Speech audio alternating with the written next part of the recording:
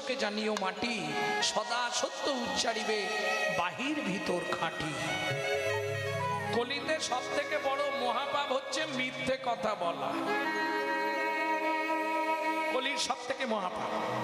যত মিথ্যে বলবেন তত মৃত্যু এগিয়ে আসবে। কোথায় বলা আছে এটা? ব্রহ্ম বৈবর্ত পুরাণে ব্রহ্মা তুলসীকে বলছে, তুলসী, নারী হয়ে যাচ্ছ সংসারে, সংসার করার আগে ভালো করে জেনে নাও, যত মিথ্যা বলবে তত মৃত্যু তোমার কাছাকাছি এগিয়ে আসবে। তাহলে আমি মরে যাব? ব্রহ্মা বলছে না না, মরবে না, যাতনা দেবে। যাতনা বোঝেন তো? ধাক্কা খাবে, মরে গেলে তো শেষ, তাই না?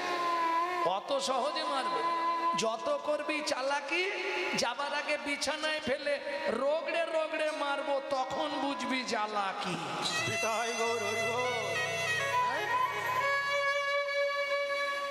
তাহলে কর্তব্য কি? ধর্ম সঞ্চয়। ও মায়েরা, পুরুষরা সময় থাকতে ব্যাংকে ছুটাছুটি করে ঘন ঘন। কে গো যাও তো? কি রাখতে? গান্ধীজিকে ধরে রাখতে হবে। মালটাল বলাটা খারাপ কথা। গান্ধীজিকে ধরে রাখতে হবে। লোকটার ভাগ্য দেখেছেন? যার কাছে নেই তারই মুখে হাসি নেই। তাহলে গান্ধীজি কোন সাধনা করেছিল জানেন? লোকটার এমন সৌভাগ্য, যার কাছে নেই তার মুখে হাসি নেই, তার সংসারে শান্তি নেই, তার জীবন থেকে সুখ শান্তি চলে গেছে। পয়সা নেই যার মরণে ভালো,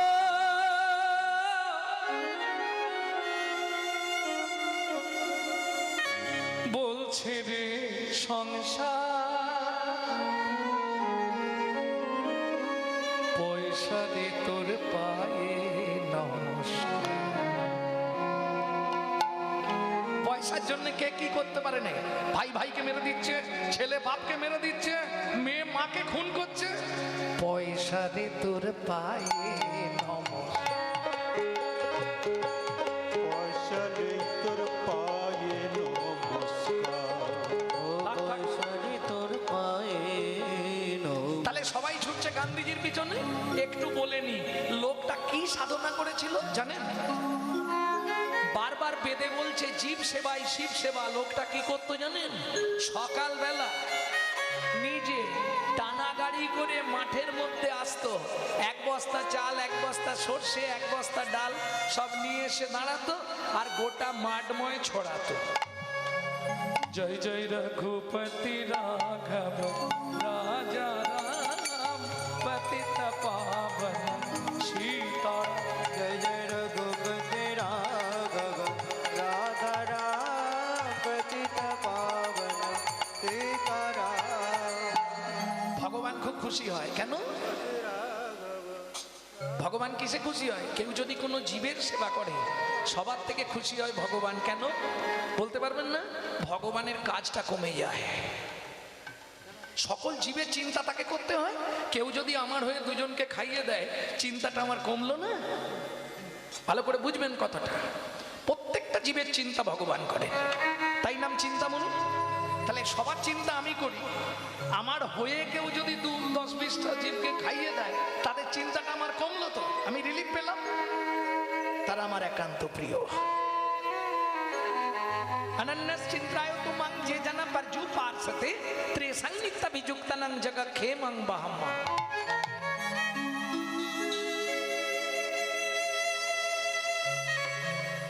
ভগবান বললেন আমি খুশি হয়েছি। শ্রী রামচন্দ্র বললে আমি খুশি হয়েছি তোমার এই কাজে, খুব খুশি হয়েছি। না না প্রভু, তুমি যা করাও তাই করি। একদিন খেতে পাই না, দুপুর গড়িয়ে যায়, ওই 3-4 বস্তা মাল শুধু মাঠে ছড়ায়, আর যত পক্ষীকুল পশুকুল সব এসে খায়। ভগবান বললেন আজ তুমি যখন সবার সেবা করছো, একদিন এমন দিন আসবে তুমি ছাড়া মানুষের সেবাই হবে না। নিতাই গৌর। কত বড় সাধনা দেখুন। এটাও সাধনা। শুধু মালা তিলক করে আর ওই হাতে জপের মালা নিলে সাধনা হবে না, এটাও এক ধরনের সাধনা। জীব সেবা। তাহলে আমাদের কর্তব্যটা কি? ধর্মকে সঞ্চয় করতে হবে। বাহ, ভালো কথা, তাই তো বাবা। তমূর্তং কর্তব্যং ধর্ম সঞ্চয়। আচ্ছা মা, হরিনাম শোনাটা ধর্ম, হরিনাম করাটা ধর্ম নাকি? যে যা করে সেটা তার তো ধর্ম। তাহলে আমি একটা কথা জিজ্ঞেস করি, যে চুরি করে সংসার চালায় তা চুরি করাটাই ধর্ম?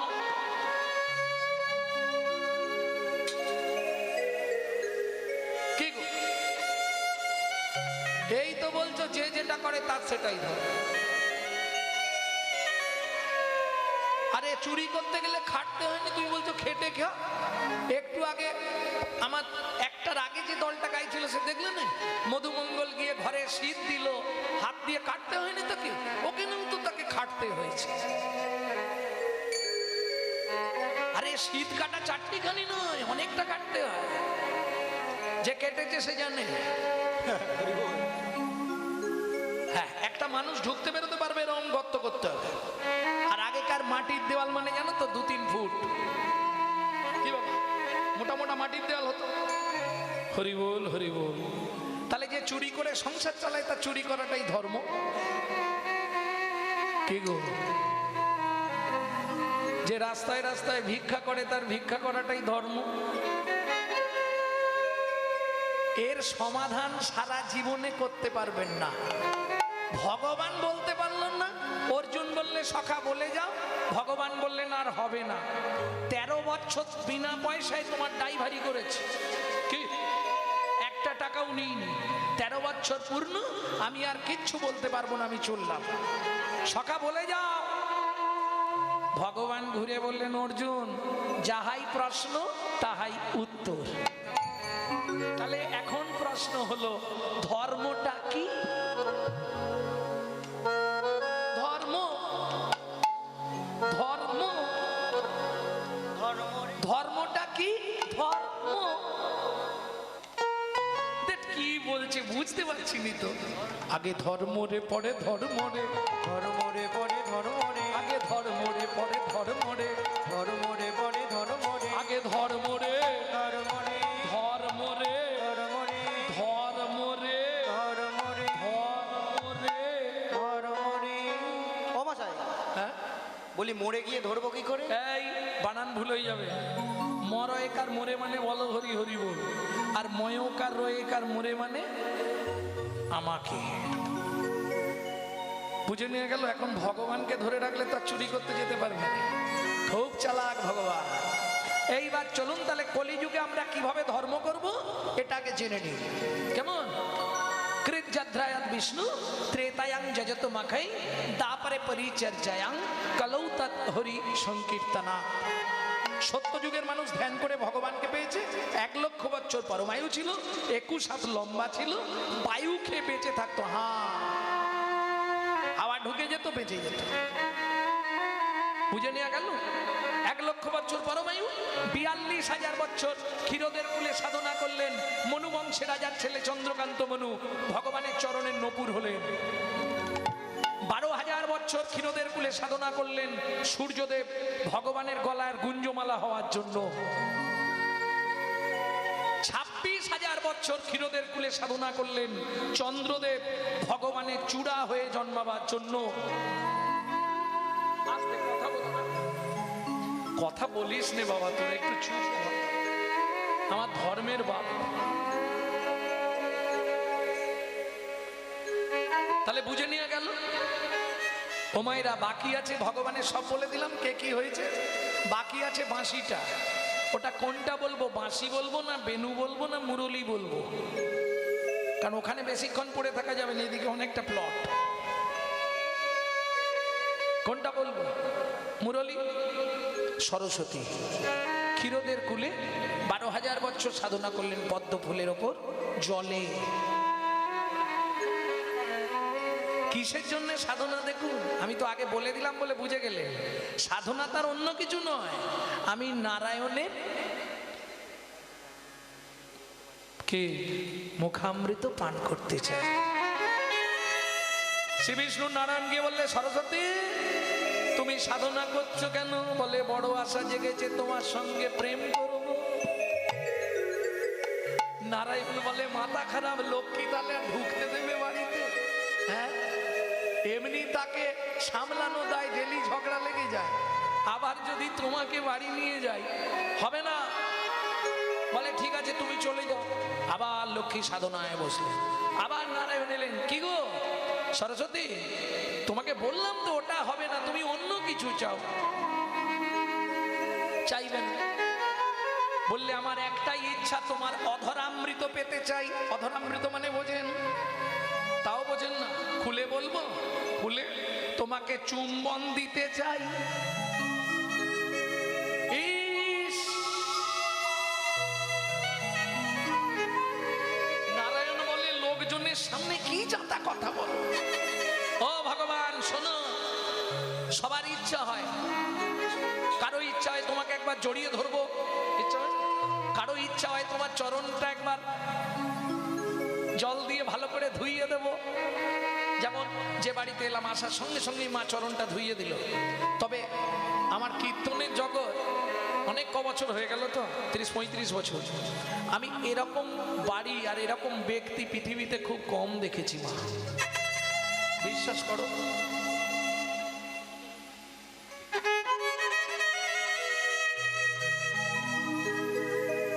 মানে দেখলে তো মনে হবে বৌমা শাশুড়ি নয়, দুজনে এক আত্মা। আমার জীবনে একটা নিদর্শন, যে বাড়িতে আমরা আছি পাশে, পাঁচটা মেয়ের মতো শাশুড়ির সেবা করে যাচ্ছে, ওনারও ভাগ্য, নালে পায় এরকম। তো যাই হোক, ভালোবাসা থাকলে অনেক কিছু হয়, অনেকের অনেক কিছু ইচ্ছা হয়। কেউ চায় নারায়ণকে আমার বিছানায় নিয়ে একদিন ঘুমাবো, ইচ্ছা হয় না?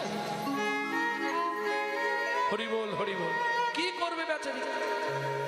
নারায়ণ বললে সরস্বতী, আমার ঘরে স্ত্রী আছে, লক্ষ্মী, আমি আর কাউকে ওই সব দিতে পারবো না।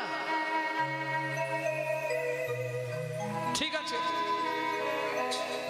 তুমি অন্য কিছু চাইবে না তো? বললেন না, আমাকে ওইটাই দিতে হবে। নারায়ণ বলে হবে না, আমি চললাম। লক্ষ্মী আবার সাধনায় বসলেন, যাইতে যাইতে পথে দেখা নারদের সাথে, যাইতে যাইতে পথে দেখা নারদের সাথে। নারায়ণ নারায়ণ নারায়ণ। ভক্তরা বিপদে পড়লে কাকে ডাকে? ভগবানকে। আর ভগবান বিপদে পড়লে নারদ। কি হয়েছে প্রভু, মুখ চুন হয়ে গেছে কেন? বলে একটা বিপদে পড়েছি। কি হয়েছে?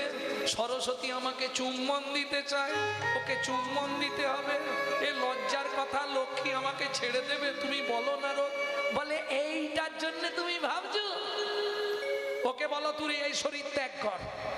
যেই ত্যাগ করবে তুমি ওকে মুরলী সৃষ্টি করে দাও, আর মুরলী সৃষ্টি হয়ে গেলে তুমি ঘন ঘন চুম্বন দেবে, ঘন ঘন চুম্বন দেবে, ঘন ঘন চুম্বন দেবে, ঘন ঘন চুম্বন ওর মনের আশা পূর্ণ হবে, ঘন ঘন চুম্বন দেবে, মনের আশা পূর্ণ, তোমার মনোবাসনা পূর্ণ হবে, ঘন ঘন চুম্বন দেবে, বাসনা পূর্ণ হবে, ঘন ঘন চুম্বন দেবে, বাসনা পূর্ণ হবে। বাসনা পূর্ণ হবে। তাহলে চারটেই বলে দিয়েছি। তোমরা কি উলু দিচ্ছিলে নাকি? আচ্ছা, ভালো, উলু দেওয়া ভালো। হরিধ্বনি করলে যে ফল, উলুধ্বনি করলে তার 100 গুণ ফল বেশি। আবার হুলুধ্বনির থেকে শঙ্খধ্বনি করলে তার আবার 1000 গুণ ফল বেশি। উলু সৃষ্টি কোথায় জানেন? উলু প্রথম পৃথিবীতে কে দিয়েছিল? কোথা থেকে সৃষ্টি হয়েছিল? লীলার মধ্যে কি যদি সময় হয় বলে দেবো, তোমাদের জানলে আরো লাভ হবে। তাহলে চলুন এগিয়ে যাই। তাহলে নারায়ণের মুরলী হয়ে জন্মালো কৃষ্ণ অবতারে। দাপরে বললে সরস্বতী দুঃখ করো না, দাপরে তুমি মুরলী হবে। তবে সব সময় তোমাকে চুম্বন দিতে পারবো না। বলে কখন দেবে? যখন লোক থাকবে না। শোনো, যখন আমার পাশে রাধা না থাকবে, যখন রাধা না থাকবে তখন তোমায় চুম্বন করব, কিন্তু রাধা যখন থাকবে তখন কিন্তু তোমায় চুম্বন দেব না, দূরে করে দেবো। চুক্তি হচ্ছে, দেখো। বলছে প্রভু এক কাজ করো, আমি মুরলী হয়ে গেছি, কেউ বুঝতে পারবে না। তুমি সবসময় চুম্বন দেবে, দিলে কি হবে? বলে যখন রাধা থাকবে থাকবে না তখন হারাই হারাই বলে বাজবো, আর যখন রাধা তোমার পাশে এসে দাঁড়াবে তখন কি করবো যেন যুগল নামে বাজবো। যুগল নামে বাজবো। জয় রাধে জয় শ্যাম বলে যুগল নামে বাজবো। রাধে জয় শ্যাম তোমার মনোবাঞ্ছা পুরাই বলে, জয় রাধে জয় শ্যাম বলে, বাজবো। জয় রাধে জয় শ্যাম বলে, জয় রাধে শ্যাম বলে। যুগল নামে বাজবো।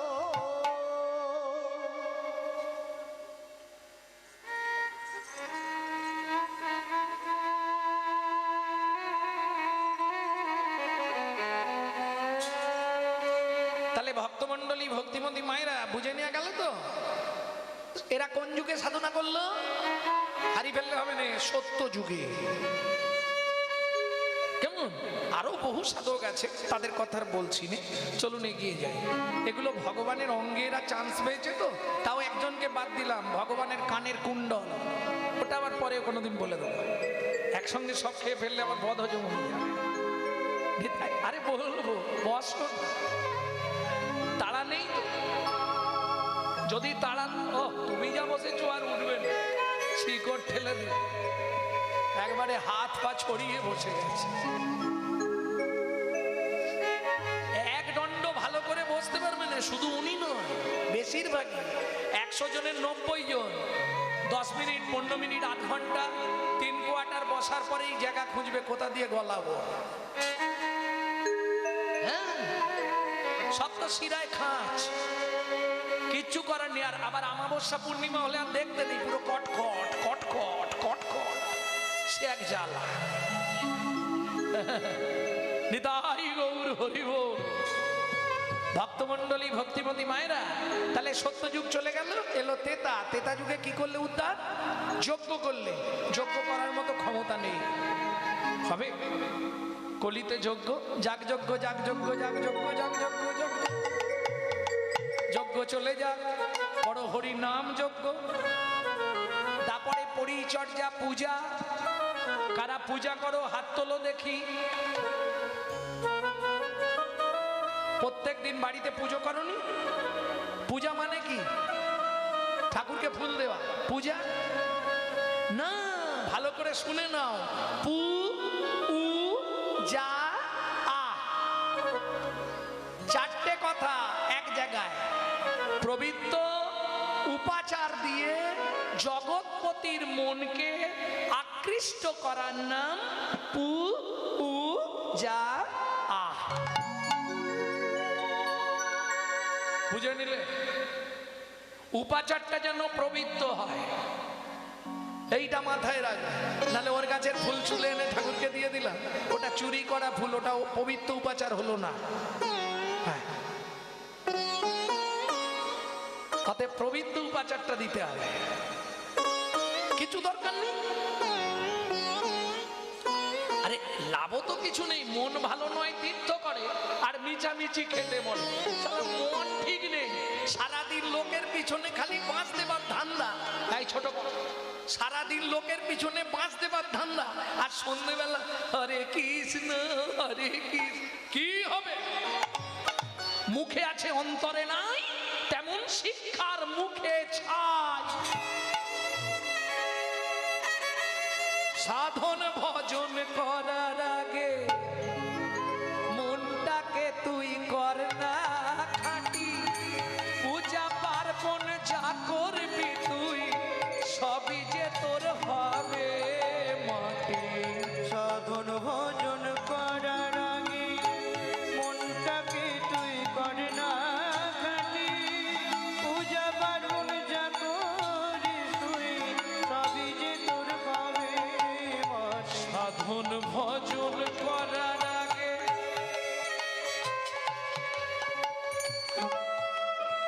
ও মায়েরা, কথাটা শুনতে হয়তো খারাপ লাগবে,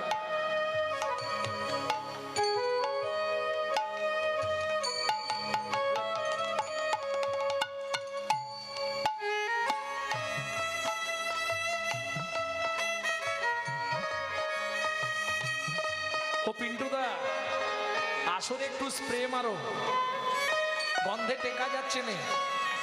আমার মতো ব্যক্তির পক্ষে খুব অসুবিধে।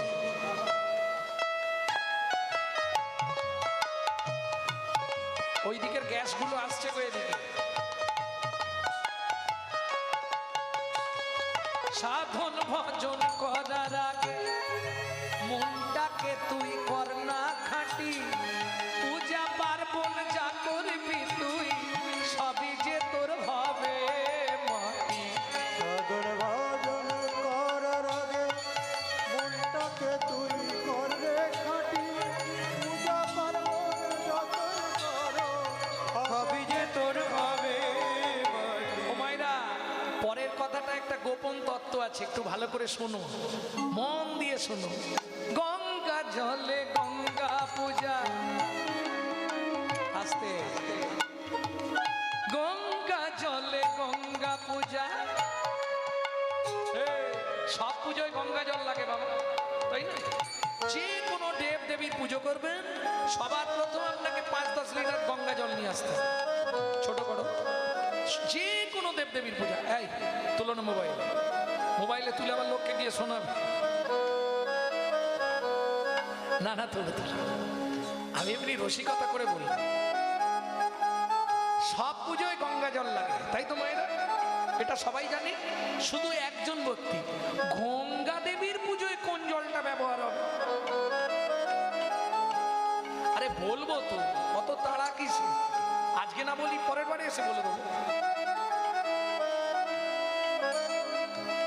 গঙ্গা জলে গঙ্গা পূজা, না হয় দেনা রে তার চোখের জল, তাহার সঙ্গে সোপে দেনা জীবনের এই কর্ম ফল।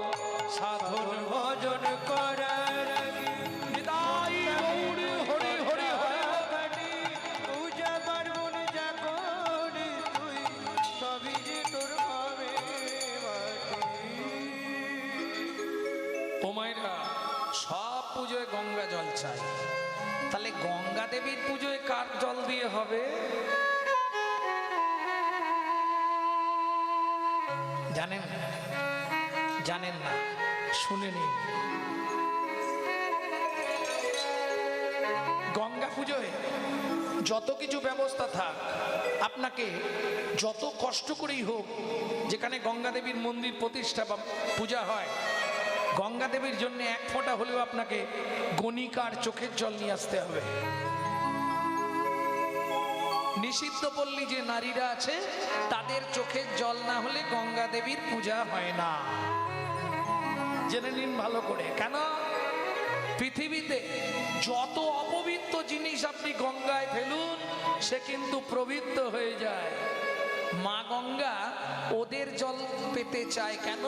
মা গঙ্গা এটাই প্রমাণ করতে যায়, হয়তো তারা অর্থের কষ্টের জন্যে দেহ ব্যবসা করছে, কিন্তু ওদের মতো পবিত্র পৃথিবীতে আর বুঝি কেউ না।